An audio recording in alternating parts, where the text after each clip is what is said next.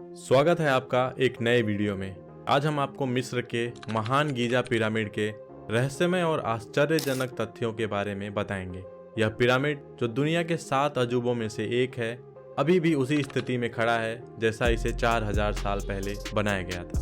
आज के समय में भी ऐसी संरचना बनाना लगभग नामुमकिन है। तो ऐसे पिरामिडों को 4000 साल पहले कैसे बनाया गया होगा? उस समय में 70 टन के ब्लॉक को इतनी ऊंचाई तक कैसे पहुंचाया गया होगा? इस वीडियो में हम गीजा के पिरामिड के इतिहास, रहस्य और उसके बनावटी विशेषताओं को जानेंगे। तो बिना किसी देरी के चलिए इस रोमांचक यात्रा को शुरू करते हैं। वीडियो में सबसे पहले जानेंगे पिरामिड के इतिहास के बारे में। गीजा के पिरामिड को खुफू का पिरामिड और महान पिरामिड ऑफ गीजा के नाम से भी जाना जाता है। पिरामिड को आज से लगभग 4000 साल पहले बनाया गया था। इजिप्ट के अंदर कुल मिलाकर 138 पिरामिड हैं, लेकिन काहिरा के उपनगर गीजा में ये 3 असाधारण पिरामिड स्थित हैं। ये 3 पिरामिड राजा खुफू, राजा खाफरे और खाफरे के सेनापति मेनकौरे के हैं। इन तीनों में खुफू का पिरामिड सबसे बड़ा है, जो राजा खुफू के लिए बनाया गया था। इसे खुफू का पिरामिड या the great pyramid of Giza कहा जाता है। इनमें से सबसे छोटा पिरामिड सेनापति मेनकौरे का है। अब वीडियो में जानेंगे कि पिरामिड की बनावट किस तरीके की है। पिरामिड को बनाने के लिए लगभग 23 लाख पत्थरों का उपयोग किया गया है। इन पत्थरों में लाइमस्टोन का इस्तेमाल किया गया है।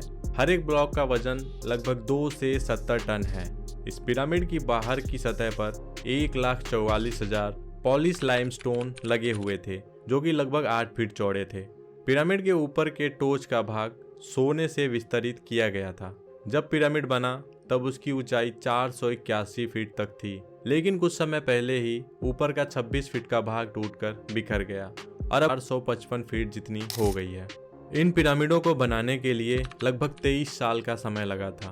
वैज्ञानिक हडीगेटन ने हिसाब लगाया था कि अगर 23 साल तक हजारों श्रमिक 365 दिन रोजाना 10 घंटे काम करते हैं तो उन्हें हर दूसरे मिनट में एक पत्थर के ब्लॉक को रखना होगा, जो कि ऐसा करना नामुमकिन सा लगता है। इतने बड़े महान पिरामिड को बनाने के लिए बहुत सारे पत्थरों का इस्तेमाल किया गया। तो आखिर ये पत्थर आए कहाँ से? कहा जाता है कि पिरामिडों के निर्माण के लिए पत्थर आसपास के एरिया से लाए गए थे, जो इन पिरामिडों से लगभग 800 किलोमीटर दूर दक्षिणी मिस्र के असवान में मौजूद थे। इन पत्थरों को काटने के लिए मिस्रवासी कापर से बने टूल्स का इस्तेमाल करते थे। ज्यादा हार्ड पत्थरों को तोड़ने के लिए डॉलराइट का इस्तेमाल किया जाता था। ये लोग इन पत्थरों को तोड़ने के लिए एक बेहद अलग तरीका आजमाते थे। वे इन पत्थरों में कोई दरार या छेद ढूंढते थे और उसमें लकड़ी के बने मोटे गुटकों को हथौड़ी की मदद से डालते थे। जब इन पत्थरों में पानी डाला जाता था तो लकड़ी के कील उस पानी को सोख कर फैल जाते थे, जिससे पत्थर टूट जाता था। पिरामिड जिस पत्थर से बने हुए हैं वो आम पत्थर से कई गुना ज्यादा मजबूत हैं। ये दुनिया में लगभग और कहीं पर भी नहीं मिलते हैं। ये पत्थर लाइमस्टोन जैसे दिखते हैं, लेकिन उससे थोड़े अलग हैं। अब वीडियो में देखेंगे कि पिरामिड को बनाने के लिए पत्थरों को ढोने का तरीका क्या था। पिरामिड बनाने के लिए लाखों पत्थरों का इस्तेमाल किया गया था। एक रिसर्च से सामने आया है कि हजारों साल पहले इन पत्थरों और अन्य जरूरी सामग्रियों को नील नदी की धारा का इस्तेमाल करके जुटाया गया था। महान पिरामिड को बनाने के लिए ग्रेनाइट और चूना पत्थर की 23 लाख शिलाओं का इस्तेमाल किया गया था। प्रत्येक पत्थर का वजन लगभग 2 टन है। रिसर्च के अनुसार उस समय नील नदी की धारा का इस्तेमाल ट्रांसपोर्टेशन के लिए किया गया था। उस समय नील नदी की धारा अलग थी, जो बाद में बदल गई। जनरल में प्रकाशित एक स्टडी में कहा गया कि उस समय नदी की धारा ऊंचाई पर बहती थी और वह धारा आज से काफी अलग थी। इसी वजह से उस समय बिना गाड़ियों की मदद से पत्थर ढोने में लोगों को कोई समस्या नहीं हुई। पत्थर कहाँ से आए और कैसे इन्हें पिरामिड तक पहुँचाया गया, ये जानने के बाद आपके दिमाग में ये जरूर आ रहा होगा कि जब इतने भारी पत्थरों के ब्लॉक थे तो उन्हें पिरामिड के ऊपर तक कैसे पहुँचाया गया। तो रिसर्चर्स के अनुसार इसके कुछ सिद्धांत हैं जिससे कि पत्थरों को पिरामिड के ऊपर तक पहुँचाया गया था। सबसे पहला सिद्धांत है रैंप सिद्धांत। रैंप सिद्धांत शायद सबसे आम तौर पर स्वीकृत है और इस सिद्धांत के अधिकांश प्रमाण भी मौजूद हैं। पिरामिड हजारों श्रमिकों द्वारा बनाए गए थे। रस्सियों और स्लेट्स के साथ पत्थर पूरे रेगिस्तान में खींचे गए थे। उन्होंने घर्षण को कम करने के लिए रेत को गीला कर दिया। गीली रेत ने पत्थरों को खींचने में बहुत आसान बना दिया और यह अभ्यास वास्तव में कुछ प्राचीन दीवार चित्रों में देखा जा सकता है या माना जा सकता है। यह माना जाता है कि पत्थरों को ऊपर की ओर खींचने के लिए उन्होंने रैंप का इस्तेमाल किया था। दूसरा जो सिद्धांत है वो जिगजैग सिद्धांत है। पिरामिड के ऊपर पत्थरों को पहुंचाने के लिए नीचे से ऊपर तक जिगजैग फॉर्म में स्लोप बनाए गए थे। इन स्लोप्स पर पत्थरों को घसीटकर ऊपर तक ले जाया जाता था। पत्थरों को ऊपर पहुंचाने के लिए अगला जो सिद्धांत सुनने में मिलता है वो है स्फेरिकल सिद्धांत। पिरामिड के चारों तरफ सर्कुलर मोशन में नीचे से ऊपर की तरफ स्लोप बनाए जाते थे, जिनका इस्तेमाल करके पत्थरों को ऊपर तक शिफ्ट किया जाता था। महान गीजा पिरामिड के अलावा उसके पास एक और रहस्यमय मूर्ति जैसी चीज मौजूद है, जिसे the great sphinx of Giza के नाम से जानते हैं। महान पिरामिड खुफू के दक्षिण में खफरे की घाटी के मंदिर के पास ग्रेट स्फिंक्स मौजूद है। स्फिंक्स चूना पत्थर से उकेरी गई एक प्रतिमा है, जिसका चेहरा इंसान का और बाकी शरीर लेटे हुए शेर का है। यह प्रतिमा 73 मीटर लंबी है और 20 मीटर ऊंची है। और लोकेशन के बारे में बहुत सारी थ्योरीज फेमस हैं। ऐसे ही कुछ फेमस थ्योरीज के बारे में हम आगे वीडियो में जानेंगे। सबसे पहली थ्योरी जो है उसे ओरियन कोरिलेशन थ्योरी के नाम से जानते हैं। पिरामिड से जुड़ी बहुत सी थ्योरी है, लेकिन यह ओरियन थ्योरी जो थोड़ी सी अलग है। इस थ्योरी को रॉबर्ट बॉवल ने साल 1983 में बताया था। इजिप्ट में आए हुए गीजा के ये 3 महान पिरामिड आकाश में आए हुए एक नक्षत्र के 3 तारों के साथ एकदम सटीक तरीके से मिलते हैं और इस नक्षत्र का नाम है ओरियन बेल्ट। रात को देखने पर ये 3 पिरामिड इस नक्षत्र के 3 तारों अलनिटक, अन्नीलम और मिंटाका के साथ एक सटीक लाइन बनाते हैं, जो कि एक रहस्यमय बात है। अगली थ्योरी जो है वो डेंडेरालाइट। कुछ रिसर्चर्स का मानना है कि प्राचीन समय में ये पिरामिड पावर प्लांट थे। इजिप्ट में डेंडेरालाइट्स कॉम्प्लेक्स नाम का एक मंदिर है, जो कि एक रहस्य बना हुआ है। इस मंदिर के अंदर बहुत से अद्भुत चित्र देखने को मिले। उनमें से कुछ चित्र आज के समय के बल्ब से मिलते हैं।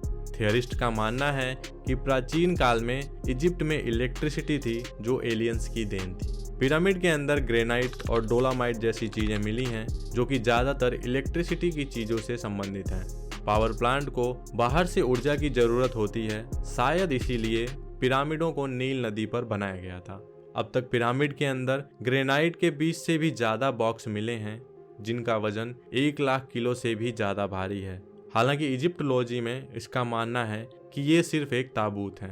अगली जो थ्योरी है वो स्टार शिफ्ट थ्योरी है। कहा जाता है कि उस समय के लोगों का मानना था कि अगर राजा या रानी की बॉडी को उस चेम्बर के अंदर रख देंगे तो उनकी आत्मा उन ओरियन नक्षत्र के तारों की तरफ चली जाएगी। पर यह अब तक एक थियरी है, जिसे ओरियन स्टार शाफ्ट थियरी कहते हैं। अगली थियरी है पिरामिड परफेक्शन।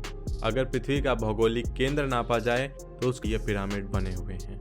बड़े अचंभे की बात है कि उस समय में इतनी एडवांस टेक्नोलॉजी नहीं थी कि पूरे पृथ्वी का सेंटर पॉइंट ढूंढा जा सके। फिर भी ये पिरामिड ऐसी जगह पे स्थित हैं जो पूरी पृथ्वी का सेंटर पॉइंट है। इसके साथ ही ये पिरामिड्स पृथ्वी की उत्तर दिशा पर भी बिल्कुल सटीक तरीके से बैठते हैं। इसका आगे का भाग उत्तर दिशा को बताता है। हमें लगता है कि गीजा के इन पिरामिड की 4 ही साइड्स हैं, लेकिन असल में उनकी 8 साइड्स हैं, जो कि सिर्फ ऊपर से दिखाई देती हैं। इन पिरामिड्स को कुछ इस तरीके से बनाया गया है कि ये भूकंप से भी बच सकें। पिरामिड में रखे लाइमस्टोन्स को बहुत बारीकी से फिट किया गया है। गीजा के ये 3 महान पिरामिड हमारे सूरज के साथ भी सन अलाइनमेंट बनाते हैं। Orion theory and aliens. Pyramid के बारे में सबसे ज्यादा प्रचलित होने वाली थियरी के बारे में जानेंगे। ये थियरी है ओरियन थियरी एंड एलियंस। आज के समय में पिरामिड की ऐसी बनावट देखकर वैज्ञानिक भी अचंभित हैं, क्योंकि आज के समय में भी ऐसी संरचना बनाना लगभग नामुमकिन है। तो ऐसे पिरामिड को 4000 साल पहले कैसे बनाया गया होगा? उस समय में तो इतनी एडवांस टेक्नोलॉजी भी नहीं थी। उस समय में 70 टन के ब्लॉक को इतनी ऊंचाई पर कैसे पहुंचाया गया होगा? ऐसे असंभव पिरामिड को देखकर कुछ वैज्ञानिकों का मानना है कि उस समय एलियंस धरती पर आए थे और अपने साथ एडवांस टेक्नोलॉजी लाए थे। उन एलियंस ने ही ऐसे अद्भुत पिरामिड को बनाने में इंसानों की मदद की थी और ये एलियंस ओरियन बेल्ट नक्षत्र के उन्हीं तारों से आए थे। पिरामिड के अंदर कई जगह पर बहुत अजीब चित्र बने हुए हैं, जिनमें से कुछ तो एलियंस होने की संभावनाएं दिखाते हैं। अब पिरामिड को एलियंस ने बनाया था या इंसानों ने, ये तो कोई नहीं जानता, लेकिन इस पिरामिड का उन तारों के साथ कुछ कनेक्शन तो जरूर है। इन पिरामिड को उन तारों की दुनिया से कोई कनेक्शन दिखाने के लिए एलियंस और इंसान। आप लोग ये सोच रहे होंगे कि जब इतना रहस्यमय ये इतना बड़ा पिरामिड है तो इसके अंदर कभी जाने की कोशिश क्यों नहीं की गई या फिर रिसर्च करने की कोशिश क्यों नहीं की गई। तो आपको बताना चाहेंगे कि यहाँ पर काफी समय पहले रिसर्च कंडक्ट किए जा चुके हैं। पिरामिड पर रिसर्च करने के लिए क्वीन चेंबर के अंदर एक रिमोट कंट्रोल कैमरा भेजा गया था। आश्चर्य की बात यह है कि उस सुरंग का दरवाजा एक बड़े पत्थर से बंद मिला। बाद में उस दरवाजे को ड्रिल करके अंदर छोटा कैमरा भेजा गया। उस कैमरे ने एक तस्वीर ली और थोड़ी देर बाद ही अकारण खराब हो गया। कैमरे की रिसर्च पूरी होने के बाद वहां की गवर्नमेंट ने पिरामिड को एक्सप्लोर करने पर प्रतिबंध लगा दिया।